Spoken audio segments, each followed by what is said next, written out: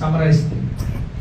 ఆ స్త్రీలో కనబడుతున్న ప్రతి లక్షణాలని దేవుడు గుర్తించి తెలుసుకుని ఆమెతో మాట్లాడుతున్నాడమ్మా, ఈ నీళ్లు తాగు ప్రతివాడు మరలా తప్పుకుంటాడేమో, కానీ నేను ఇచ్చే నీళ్లు నిత్యము నీలో ఓడతాయన్నాడు. దేవుడికి స్తోత్రము కలుగునుగా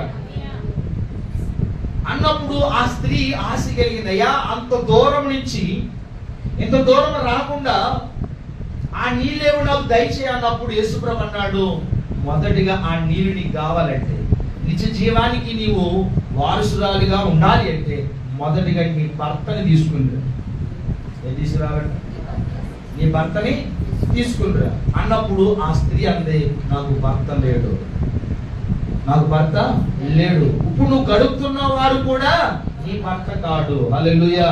నువ్వు సత్యమే చెప్తూ ప్రభు